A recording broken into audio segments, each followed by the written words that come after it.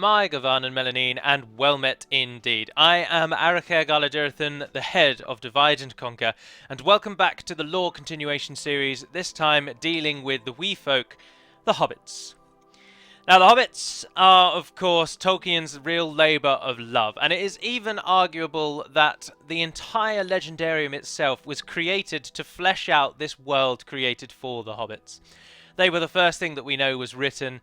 Their book started the whole thing off with The Hobbit itself, and they are heavily, heavily based on the region of England that actually, incidentally, I live rather near. I believe it's the Oxfordshire region, which borders Hertfordshire, where I live.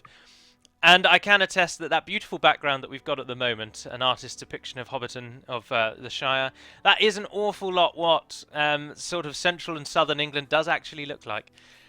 And that is where the Shire is based upon, England itself. Indeed, in the geography of Middle-earth, the Shire is said to be about where England is. It would have our temperatures, our climate, and our countryside.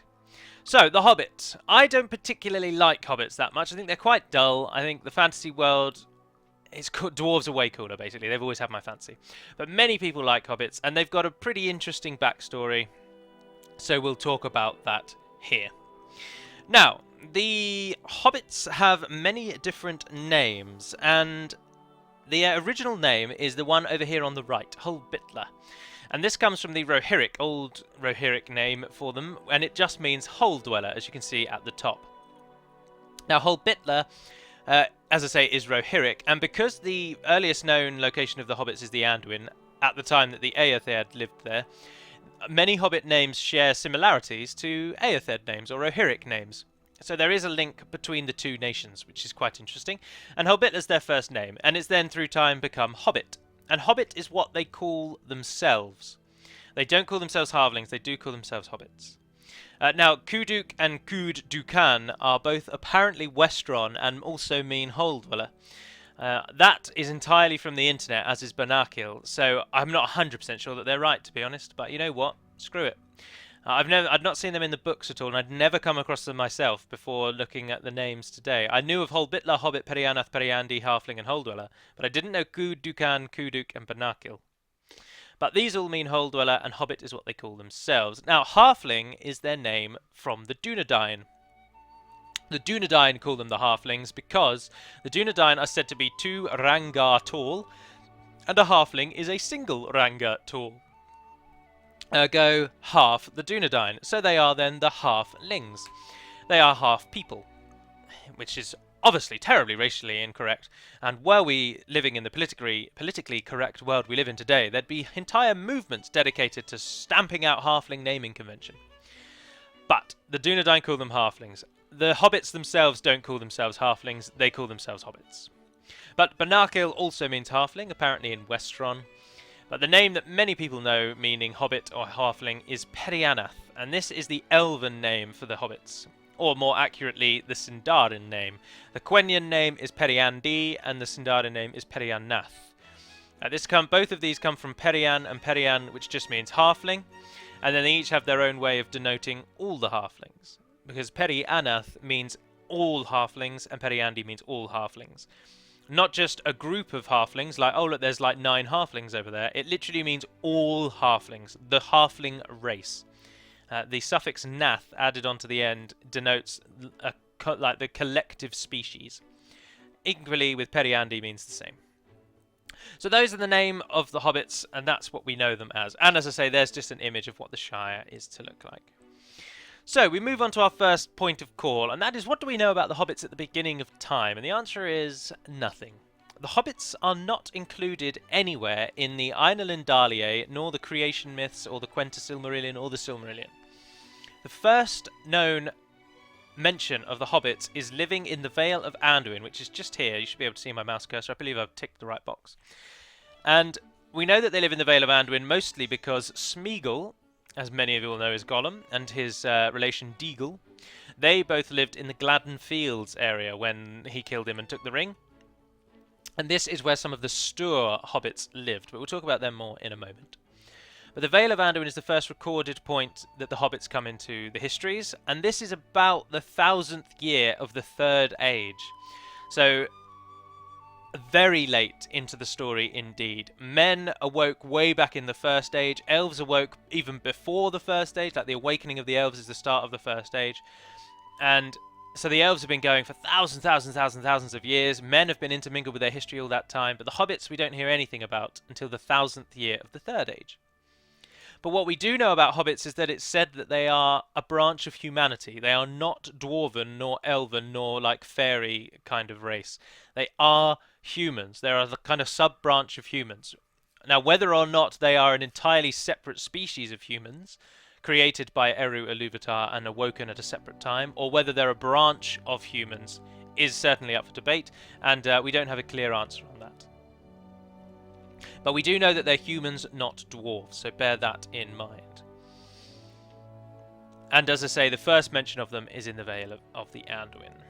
But then a period in the Hobbit history which isn't very long, but it's known as the Wandering Days. This comes about next. We're about to go into a little bit of a timeline, but the Hobbits come about with the Wandering Days, and this is quite simply the migration of the Hobbits from the Vale of the Anduin over the Misty Mountains, over the Red Horn Pass, which is, I think, around here somewhere? Or is Red Horn one of the... No, it's Caradhras, something else. No, it is Red Horn. Oh, I've totally forgotten. I'm pretty sure one of the 3 peaks of Moria is called Red Horn. I can't remember. Isn't it Red Horn, Stark something, and Caradhras? Oh, I don't know. But anyway, they climb over the mountains. They migrate from the Vale of Anduin over the Misty Mountains, and they come to settle in the Angle, which is this section just here where it says Rudar, and around Tharbad in Dunland. And this actually ends their wandering days. So that their wandering really is just moving from the top of the Vale of Anduin, we have to guess, down to the Gladden Fields where some of them then stay, and then over the mountains into En Egladil, the Angle, and down to Tharbad. The wandering kind of ends with the settling of Eriador by the Harfoots. The Harfoots are the first clan to make it to Egladil or Tharbad. We'll talk more about the 3 clans, as it were, of the Hobbits a little bit later on. But now we'll just deal with a few key events in the Hobbit history. And this is pretty much all of them. It's a very snapshot look, but it's most of them. The first major event in the Hobbit histories is in 1150 of the Third Age, and this is when the Fallowhides join the Harfoots and settle in the Angle and Dunland. So Hobbit history kind of begins properly when Dunland and the Angle become Hobbit regions, and this is in 1150 of the Third Age. But then not much again goes down, but then about 150 years later, the Hobbits make their way to Bree, and some begin to settle there. And on Bree and on the town of Staddle, just off on the far side of the hill of Bree. This is how the Hobbits then stay for 300 years, until 1601, when Argaleb II, the king of Arnor, or I believe at that time he's already just the king of Arthedain, he grants them the lands of the Shire as a gift. Now the Shire, up until this point, the entire history of Middle-earth basically, it has been the hunting grounds and like just farming fields of the king of Arthedain, the king at Numinas. But he grants this entire land to the Hobbits. And they set up in the Shire. They make the migration west. 300 years after settling in Bree. Now the first 2 Hobbits to make their way across are brothers, and they're known as Marcho and Blanco. And they're the first 2 Hobbits to cross the Brandywine. Oh, gone the wrong way. And they settle in the Shire. Brief break from the narrative. Apologies for the very fuzzy image. It was the best map of the Shire I could get. Many of them were just horrifically too detailed. This one gives you a general idea, but I do apologise for the blurriness. But Marcho and Blanco cross the Brandywine, the river just on the edge here, and they settle in the Shire, and it becomes the Shire in 1601 of the Third Age, 1,418 years before the War of the Ring. So that is how old the Shire is at the time of the War of the Ring. 1,400 years old, which in our time is a great deal of time. 1,400 years haven't even passed since the Battle of Hastings, which is like the foundation of English history, essentially. So a huge, vast long time, vast time. And in that time, virtually nothing changes in their society. They are so steadfast in their desire to do sod all that nothing changes. But 30 years after Argaleb grants the Shire. The remaining hobbits from Dunland and the Angle all migrate into the Shire proper, and then all the bloods of the hobbits mix and mingle, and the Shire is founded properly. However, a mere 6 years after that, in 1636, the Great Plague sweeps up from Gondor, killing thousands in its path, but it dwindles as it reaches further north as the cold kills off the plague. But many hobbits are still killed by the plague, and it greatly affects their realm. But now we come to massive breaks in the events.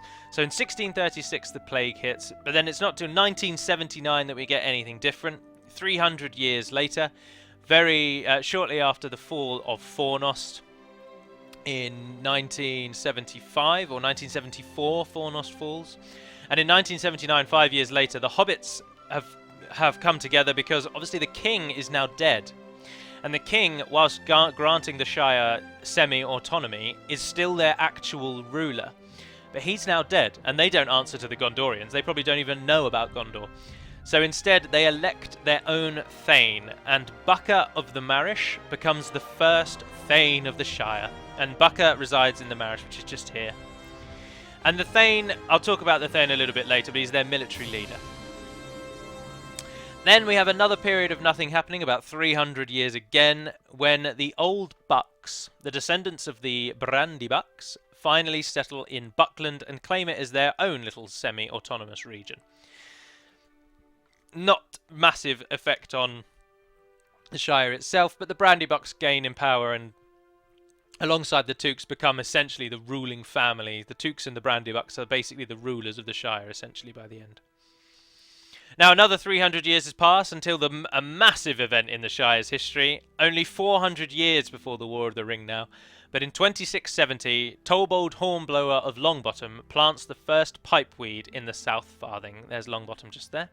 And he plants the first pipeweed, which grows very quickly in popularity and becomes the Shire's chief export by the time of the War of the Ring. 13 years after that as well, the construction of the Great Smeals takes place at Tuckbrough, which is the seat of power of the Took family, and I believe it's just here. Apologies for the smudge.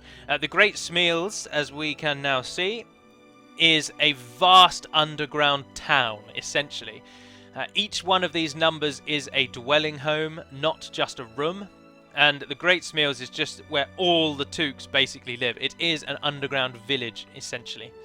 And that is constructed in 2683 and becomes kind of the seat of power of the Took family, and indeed the Shire itself, as by this time the Thane of the Shire is comes from the Took line.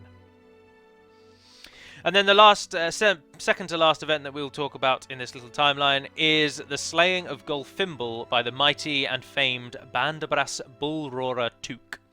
Of course, Bandabras, well known for being one of the few hobbits who was large enough to ride a real horse.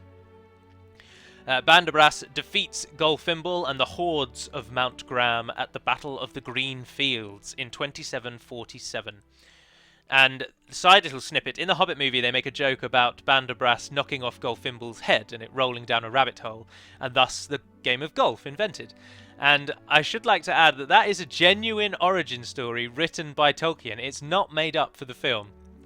Whether or not it's true, of course, is debatable, or is it just a joke, but it's actually written by Tolkien, so that's highly amusing. And the final event to talk about for the Hobbits, of course, is the Scouring of the Shire in 3019 of the Third Age. But the Scouring of the Shire I dealt with, I believe, in the... I can't remember which video, but I've definitely talked about it. So the Scouring of the Shire essentially just entailed Saruman's defeat at Isengard. He heads north, takes on the persona of Sharky, and he's a withered old man. He wears a brown cloak and he strolls along. Now, interestingly, Gandalf and the Hobbits actually pass him on his way north. Or I think they're going south, he's going north. And they just cast him aside. They don't think he's a threat, there's no problem. But if they had captured him then, none of this would have happened. But anyway, Sharky arrives in the Shire. He calls up a load of brigands from the south, humans from Dunland, basically. And he takes over the Shire, essentially. He enslaves the hobbits and he begins destroying things. They chop down the party tree. They begin defouling the countryside, burning houses. But they are stopped by Frodo, Sam, Merry and Pippin. And well, arguably the biggest player in it is, you could say, is Pippin, because Pippin goes and gets the Tooks and the Brandybucks, and he brings the biggest contingent of forces. I believe it's Pippin. He brings the biggest contingent of forces to the Battle of Hobbiton, I think it's called. And they defeat all of these brigands and these vagabonds, and the hobbits rise up, and then they finally confront Sharky Saruman on the door of Bag End, and he is stabbed in the back by Grima Wormtongue. And thus ends the occupation, and the four hobbits who are already venerated in Gondor and Rohan for being the saviours of the world are now venerated in the Shire for being the saviours of the Shire. So they get true acclaim in their homeland. And that happens, of course, in 3019 of the Third Age. And those are the main events of the Shire. So after Bandobras Took's victory at the Battle of Green Fields in 2747, there is about a 300-year period where the Shire just slowly disappears from life.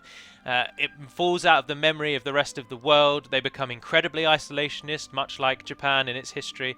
They trade with only themselves. They don't really allow outsiders even into the Shire. They really become very introverted, and they shut down the Shire in this time. They continue with their life of pure peace. So, that's the history of the Shire. So now let's talk about the Shire's culture, peoples, and its most famous of hobbitses. And the types of shires. The types of hobbits are threefold. There are the Harfoots, the Falahides, and the Stores. And there's an artist depiction of them. Now, the Harfoots, the gentlemen on the left, they are the most common type of hobbit. They're the shortest, they've got the most tanned skin, they don't have any beards, they don't have any shoes, and they're the ones that most popularise the image of hobbits living in smeals and in holes in the ground, for the Harfoots almost solely live in holes in the ground.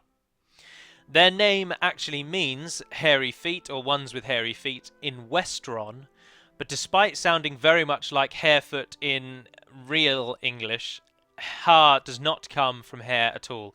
So whilst it looks like it means hare foot, and it does actually mean hairy feet, it means that in a different language, and it's just coincidental that it looks like that in our language. So those are the Harfoots. The Harfoots, remember, are the shortest and stubbiest.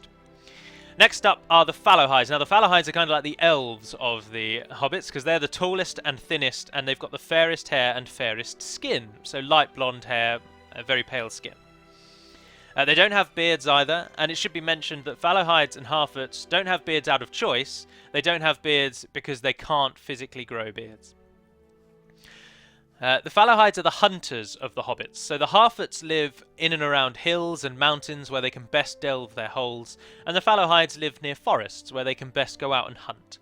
They're also the least distrustful of outsiders, so a Falahide is more willing to welcome dwarves and elves through their realm.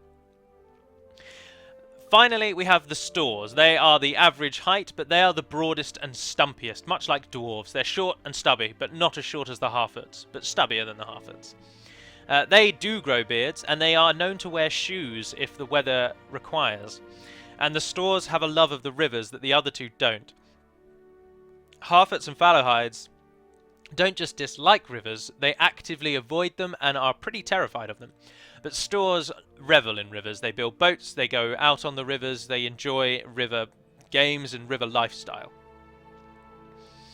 Buckland has the largest remaining Stoor blood. And the reason I say blood is because the three types of hobbits have been living in the Shire now for, as I say, about 1,500 years. So by the time of the War of the Ring, their blood is all mingled in. It's all mixed together. There isn't really a pure blood of any of them.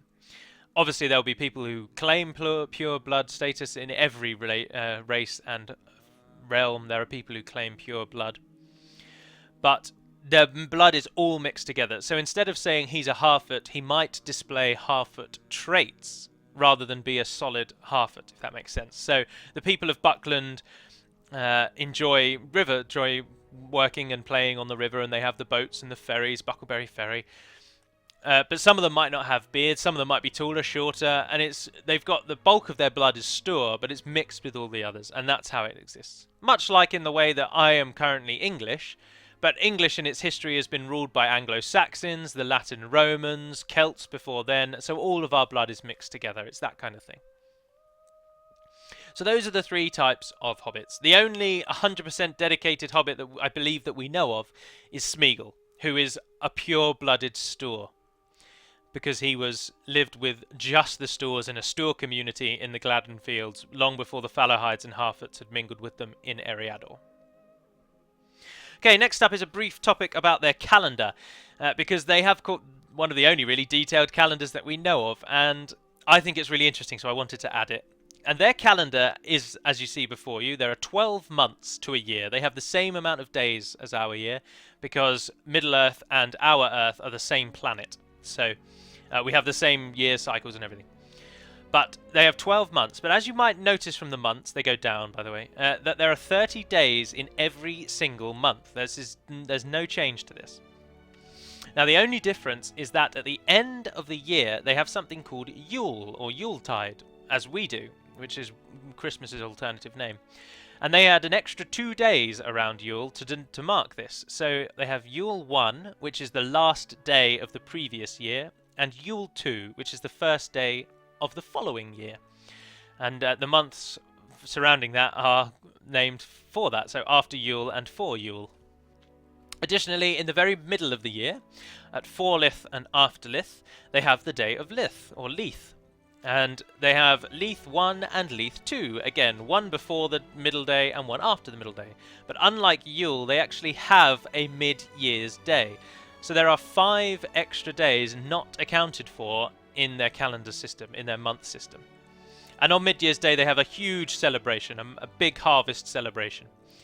I believe the Overlith, I did have it in the book. I've already recorded this once, and it went terribly wrong. I had to start again, but I've not got the book this time. But Overlith, I believe, is used when it's a leap year, because I think in a leap year there is no Overlith day, or it's something like that. There's a weird little play with it.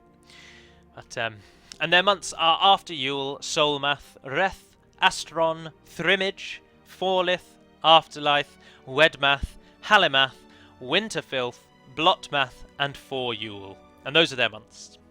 So the calendar, as you can see, is in Appendix D of The Return of the King, if you want to have a little read yourselves.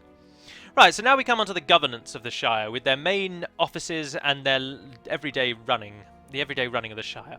And at the top of the chain are 3 positions: the Thane, the Mayor of Michael Delving, or sometimes called the Mayor of the Shire, or just the Mayor, and the Master of Buckland, often just called the Master. And we start with the Thane. Now, the first Thane, as I say, was Bucca of the Marish, and there he is there. He was of the Brandybuck family, or at that time known as the Old Bucks. And the Thane was elected originally, but then the position immediately became hereditary. And the Thane was to replace the King of Arnor. So he is the military leader of the Shire. But the Shire never really needed to ever call upon a military ever again. Indeed, even in the Scouring of the Shire, it's just a load of hobbits who are willing to fight off it's an uprising. It's not a military battle, it's an uprising. So the Thane quickly became a ceremonial position rather than an actual position. But that being said, he still held considerable power, and he was very, very highly respected within the Shire itself. His opinion carried a lot of weight. He was the leader of something called the Shire Moot, which was just an emergency council called upon in times of need. However, it was rarely ever used. And as I say, the position has only been held by either Brandybucks or Tooks. No one else has held the position of Thane, so that's very much cemented the Brandybucks and the Tooks as the chief powers of the Shire. And when the Old Bucks gave the title of Thane over to the Tooks, they then became the Masters of Buckland, which is the 3rd seat of power in the Shire anyway. So they gave the Thaneship to the Tooks, and they created their own position of power and just started filling that up themselves instead. So arguably, and you could probably do an entire university degree on this, the Brandybucks are arguably the royal and ruling family of the Shire since its foundation. And they've just used power play to elect others to appear not as in control as they really are, when in truth they control the Shire. They have their own semi-autonomous region to add to their power. So, but anyway, that's the Thane, and he resides in the Third Age. He resides in the Great Smeals at Tuckbrew, because he is always from the Took family, and the Tooks reside in the Great Smeals. So the position holds office there. The second power is the Mayor of Michael Delving. Now, the Mayor of Michael Delving is sometimes called the Mayor of the Shire, as his power is the bureaucratic power, and it stretches across the entire Shire. He is elected. It's not hereditary, so he's democratically elected.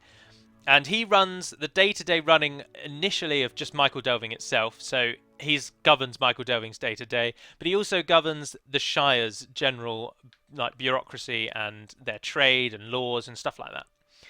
He resides in Michael Delving, as you'd expect, and he's also the postmaster, and after a time he became the first sheriff as well. I'll talk about that in a second. He performs actual tangible duties. The Thane would be more like the Queen of England as she is today. She doesn't really do anything other than go around and cement peace and appear at venues and give royal assent to bills through government and assign awards and stats and knights and honours and whatnot. So the Thane would do those sorts of bits and pieces, but the Mayor would actually govern in their stead. But it's a very loose term because the Shire doesn't really have strict governance. And much of what the Mayor does in Michael Delving probably doesn't even reach the outer edges of the other farthings. So it's all very loose. So that's the Mayor. He's the second position of office. And the third, as I say, is the Master of Buckland. And now this is Buckland, displayed on the mapping close up. It borders the Brandywine River and the Old Forest, and it's on the farthest east side of the Shire. And upon its inception, it becomes its own kind of region. So once there were 4 farthings, there's now 4 farthings and Buckland. Buckland's seat of power is Brandy Hall, which, like the Great Smeals, is a vast underground town built in the fashion of the Hobbits. Now, the Master of Buckland is kind of the Thane and Mayor, but only of Buckland. And that's kind of his role. So he has the power the Thane and Mayor have, but he operates mostly and solely in Buckland. However, having said that, he does also can govern the Marish, which is the marshlands on the western side of the Barranduin, or the Brandywine River. Okay, and supporting these, as I say, are the Sheriff and the Bounders. Now, the Sheriffs are a group of 12 hobbits, 3 for each shire, and they are the local law enforcement. They don't really have much to do because there's not really any crime in the Shire at all. It's a real idyllic little peaceful land. But the sheriffs are who you go to if you have any legal problems or any issues. They also are meant to guard against wolves if the odd wolf breaks into the Shire, and they can ward them off and whatnot. The sheriffs answer to the first sheriff, who originally was a separate position that answered to the mayor, but eventually just joined the mayor's office, and the mayor himself became the first sheriff. So the 12 sheriffs are underneath the first sheriff, who is the mayor. There are also the Bounders, and the Bounders are just the guards of the border of the Shire, and they stop people from coming in the Shire that they don't want, and they're meant to ward off creatures and beasts and animals and whatnot as well. The only item that notes that a man is a sheriff is that he has a feather in his cap. And that's it. Right, next up we'll talk about the geography and the culture and a bit more about the Hobbits before we talk about the most famousest of Hobbits. Now, as I say, the Shire was originally 4 farthings, roughly a circular region to the south of Lake Evandene. It was split almost perfectly between the 4 farthings of the Shire. However, with the Old Bucks transferring the Thaneship to Tuckborough and the Tooks, they set up the region of Buckland, the region of Buckland, which became, as I say, an almost autonomous region. So much so that many of the other Hobbits, whilst being very distrustful of outsiders, they're also kind of distrustful of people from Buckland, and they see it as an oddity in the Shire. They find them odd people and a queer folk. So Buckland very much its own little slice, its own little principality, if you will, its own little region. In addition to this, with the refounding of the reunited kingdom, or the refounding of the United Kingdom of Great Britain and Northern Ireland, of Arnor and Gondor, King Elisar gifts the West March to the Hobbits as well, just here. And this becomes then the 5th region of the Shire. And West March is governed by the Warden of West March, which is appointed, and the first Warden is appointed by Pippin or Peregrine Took, who at that time is Thane of the Shire. So those are the regions of the Shire. Now, the Hobbits themselves, as I said, that the Mayor is also the Postmaster. He governs the messenger service of the Shire. And this is a very unique feature to the Shire that I'll just touch upon, and it deals with their names as well, because the Shire is the only documented location in Middle-earth where there is actually a postal service. And indeed, it's talked about a great deal in the books. And this is only made possible by the surnames of the hobbits. In Gondor, and in Rohan, for example, if you had two people, say you had a gentleman called Aldwin, and you had another gentleman called Aldwin. Well, one of them may be called Aldwin, son of Aldberg, for example, and then you know that that's Aldberg's son, Aldwin. And the other one, his name may be Aldwin of Edoras, for example. So their names would either, if you ever stumbled across needing to separate two people, you would use either who's their father or where are they from. But there'd be a clear break in the name, so it would be Aldwin, son of, or Aldwin of. It wouldn't just flow. But the hobbits are slightly further advanced in that they've done away with the of and the of the part, but they still use the same sorts of conventions. So the hobbits are the only people in Middle-earth who are actually given surnames. And their surnames come in the same way that we have surnames. So the most common naming convention is where are they from? For example, Samwise Gamgee takes his name from Gamich, the town where his family originated. And that passes on down through the line, and that tends to be the most common way they get their surnames. Second to this, and leading into it, they also often take their clan names, but this is only really used with the two major clans, the Tooks and the Brandybucks. Both of those who seem to have taken their names from a person rather than a place. So the Brandybucks got it from the Old Buck, and then they moved to Brandy Hall and it became Brandybucks. And the Tooks, the old Took was the first Thane, and I believe he then used his name as their clan name. So they can also sometimes take surnames from their clans, but there aren't very many clans/families, so their names aren't very often used. But there are obviously the Tooks, the Brandybucks, the Proudfoots. Proudfoots is taken from a name rather than a location. And that's the second way that they're most commonly named. Now the third most common naming style, which is arguably the most common naming style in our world, is what is their occupation. So for example, the most common Western surname is Smith, because in every single village, hamlet, town, city or region of the world, there is a blacksmith. Wherever there were humans, there were blacksmiths. Their name was always shortened to Smith, and the blacksmith's surname would become Smith. Like Alva the Smith would eventually just become Alva Smith. So Smith is our most common, and the hobbits use that same convention. So for example, again I use Samwise, but Samwise is eventually given the name Gardener because of the work he does to restore the beauty of the Shire. And so his family name then becomes Gardener. And so occupation is also used. And finally, and only seen rarely, but looking through the name of listed hobbits and the genealogies, it does come up.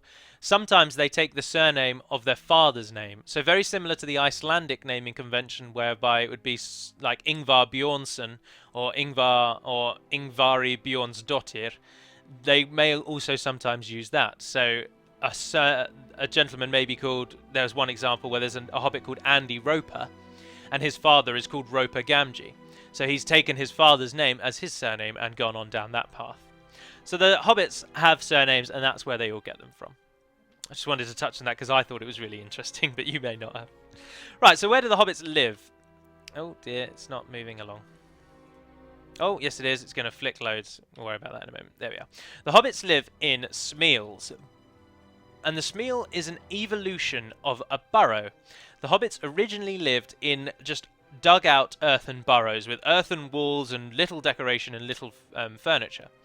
But over time, as they grew slightly, I suppose, more civilized and had more contact with the Aethed, they eventually developed these into Smeals, actual homes underground, with panel walls and furniture and paintings and decoration and just paint on the walls. But it should be noted that there's a very clear split in wealth in the Shire, and the very poorest hobbits will live in Smeals, but they'll be really, really basic ones. Arguably basic burrows, so they'll just be carven cave-like dwellings that they go underground and live in. But the very wealthiest hobbits also live in Smeals, but they live in, like you see before you, genuine homes with walls and doors and windows and panelling. And then the middle class, the neither very wealthy nor very poor, they tend to live in homes above ground. And that's the general pattern. Obviously, there are a lot of breaks to the rule, but the most common pattern would be that the poor live in basic holes, the middle class live in normal timber houses, and the very wealthy live in great smeals under the ground. I can't give you an origin of the word smeal, I'm afraid. It might even be pronounced smile as well. I have literally no idea with that word. I've always said smeals, so I go with smeals. Side little break from the narrative again. That is Matamata in the northern island of New Zealand, near Rotorua. That's where the Hobbiton set is, and it is quite cool. It really is worth a visit. I absolutely loved it, and it really did feel like England, like a home from home for us when we visited. But it looks exactly like that. It's really cool, really worth a visit. So we move along once more then, and we come to the Hobbits, arguably their most famous impact on the world, aside from Frodo and Bilbo, and that is pipeweed. Now, pipeweed originated in Numenor, where it was called sweet galanas, and it was only really known for being a very fragrant flower, and that's all the Gondorians and Numenorians ever used it for. It was just a pretty flower that gave off a nice sweet scent. Indeed, in Gondor it was called Westman's weed, after the fact that it came out of the west. But they never used it for anything else, until it arrived in Bree. And the bored old folks of Bree decided that they'd stuck it in a pipe, set fire to it, and see what it tasted like when you breathed in the fumes. And it turns out that it's actually very addictive. So this tradition then spread from Bree like wildfire, and then eventually coming to the Shire through Tobold Hornblower of Longbottom, where it was then planted in the South Farthing. And then as time has gone on, the South Farthing now gives its name, not its name, but the South Farthing is the location of the 3 finest types of pipeweed that you can smoke. And they are Old Toby, Longbottom Leaf, and Southern Star. And 2 of these are actually named after Tobold, the cheeky bugger. But Old Toby is quite literally Tobold Hornblower's name, so Old Toby, Tobold.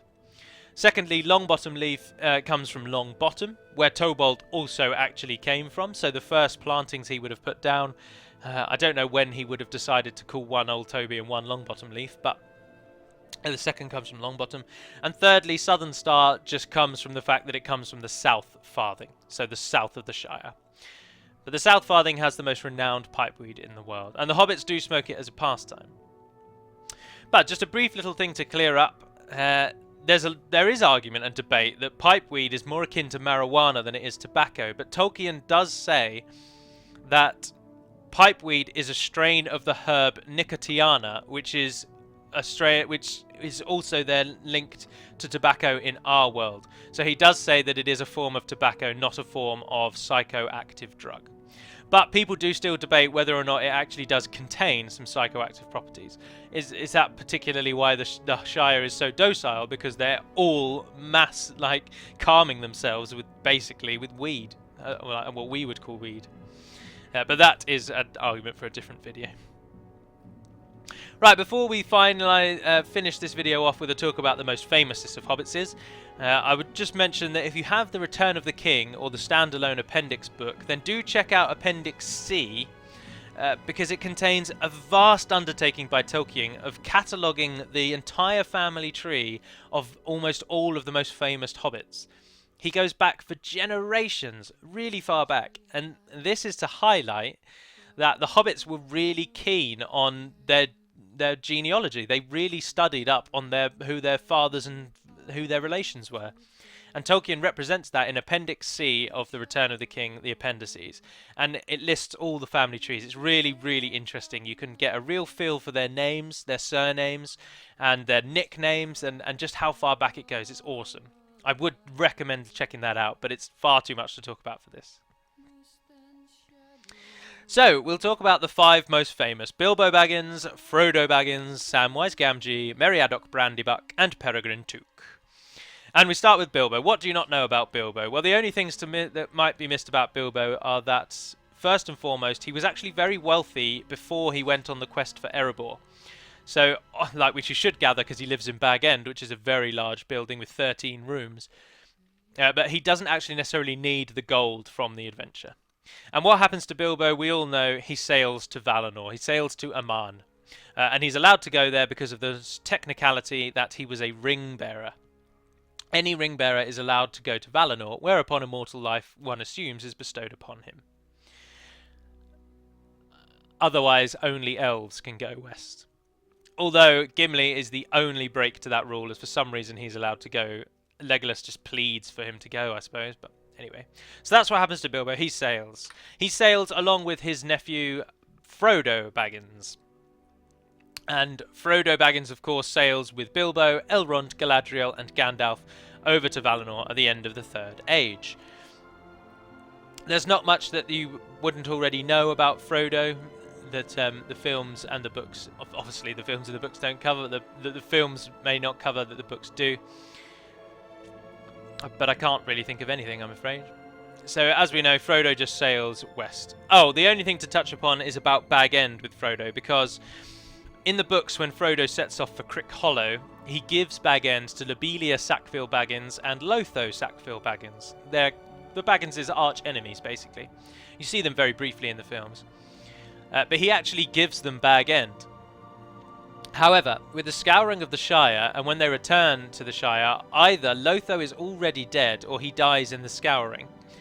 And then Frodo and the Hobbits, they clear the Shire of all the filth and they reclaim ownership. And then Lobelia, upon her deathbed, gives Bag End back to Frodo. And so it's her kind of change from evil back to good and seeing all the good that Frodo has done. And Frodo then leaves Bag End to Samwise Gamgee when he departs for the west. And so let's talk about Samwise. Samwise returns home to the Shire where he marries Rosie Cotton. And they get incredibly busy over the next 60 odd years. He has 13 children with Rosie Cotton over the time, and I'll just read out their names as a list. The first is a daughter, Eleanor, and then Frodo, Rose, Merry, Pippin, Goldilocks, Hamfast, named after his father, Daisy, Primrose, Bilbo, Ruby, Robin, and Tolman. 13 children. Medicine in the Shire must be thousands of years more advanced than it seems, because to have 13 children is virtually unheard of in our lifetime outside of modern medicine capabilities. That's crazy. But he has 13 children. Eleanor, if you're interested, is named after a flower found in Lothlorien that Samwise is very taken with. And the Hobbits often name their children after flowers if they're girls, so he continues that tradition. But what does he do that doesn't include having children? He becomes the Thane of the Shire. He becomes the Mayor of Michael Delving. Now, the Mayor of Michael Delving, as I say, is elected, and he has a 7-year term, and then another one is elected. And Samwise serves for 7 consecutive terms. He serves as the mayor for 49 years. That is a complete first in the history of the Shire, and absolutely outstanding. So he's mayor for 49 years. But what he also does is he replaces the party tree with a Malorn tree, which is given to him, a seed is given to him by Galadriel. And he replaces the party tree with her Malorn. And he helps regrow the Shire with a load of earth given to him in Lothlorien as well. And that's where he gets the gardener name from. But in the 61st year of the Fourth Age, his wife sadly passes away. And due to the fact that he was also a ring bearer, Samwise sails for Valinor and departs Middle-earth, ending his tale. Okay, so the final two are Meriadoc and Peregrine, Merry and Pippin. They don't do as much when they return, but all three of them do occupy all 3 points of power. So Merry returns and marries Estella Bolger, who is the sister of Fredgar Fatty Bolger, who is not in the films, but he's one of their accomplices for a large part of the first book. He stays behind in Crick Hollow to try and convince people that Frodo's still there and maintain the house. But anyway, Merry marries his sister Estella, marries Fredgar's sister. It's not noted if they have children, actually. I don't think they do, but he spends his time writing books in the Fourth Age. He also becomes the Master of Buckland, which is a position held by the person until their death or they give it up. And he holds the position of Master, and he writes the Herblore of the Shire book, a reckoning or tale of years, and the old names and words and meanings of the Shire. So he writes a book about the names and the words and their meanings in the Shire, and about the various things that they smoke in the Shire, and a general history of the Shire and Middle-earth. Pippin returns and marries a woman called Diamond of Longcleave, and they have a single child called Faramir, and he becomes the Thane of the Shire, again a position he holds until he gives it up. In his time off, first of all, he often wears his Gondorian Tower Guard regalia, Citadel Guard regalia, and owing as well to the fact that Merry and Pippin drank from the Ent Draught, they're substantially taller than most other hobbits. So Pippin is really seen as a really knightly hobbit, and he is really revered by all the other hobbits. They don't see him as weird; they see him as mighty and proud. But in his time as the Thane and towards the end of their lives, he gathers as much historical information as he can, and he builds a great library in the Great Smeals and gathers all this information there. But Merry and Pippin, their story ends together as in the 1484th year of the Shire Reckoning, they both give up their positions as Thane and Master. This is about 40-50 years into the Fourth Age. And they go to visit Rohan. And they head off to Rohan and Gondor. And they stop off in Rohan for a time where they spend time with King Eomer, and Merry is given names like Whole Bitler of the Shire or Master Hobbit and things like that. And then eventually they pass on to Gondor, and a couple of years after leaving the Shire, they both pass away. They die. But Merry and Pippin are massively venerated by giving an incredible honour. They are buried in a place called the Rath Dinan. Now, Rath Dinan means silent street, and it is behind Minas Tirith, up behind the highest 7th level. And within the Rath Dinan are laid to rest the bodies of all of the kings of Gondor. Anarion is buried there. It is the chief resting place of the greatest men of Gondorian history. And the hobbits are laid to rest with them. It's such an honour. But the honour flows even further upon the death of King Aragorn about 20 years later, in 60... Is it 20 years later? I can't remember. He dies as well, obviously, as you all know. And Aragorn is laid to rest in the Rath Dinan. And Merry and Pippin are then moved next to him, which is such an incredible honour. And I always feel really pleased that Tolkien just finished off their story with that excellent little snippet. So they're given the highest Gondorian honour in death that they can really be given. And they're laid to rest in the Rath Dinan. And this ends the history of the Shire. The Thaneship passes to Faramir Took, son of Pippin Took. The Master of Buckland, I can't remember who he gives that to, and I can't remember who the mayor becomes. But all three of them go, those two obviously die, and Sam and Frodo go to Valinor, where they live out the rest of their life, I assume. I don't know if they die in Valinor, if Valinor grants immortal life. But the hobbits have the gift of men, which is the gift of mortality, and no one knows what happens to their souls when they die. So we don't know if Merry and Pippin go to the halls of Mandos, but it is said that men don't go to the halls of Mandos, so we have no idea what happens to their souls.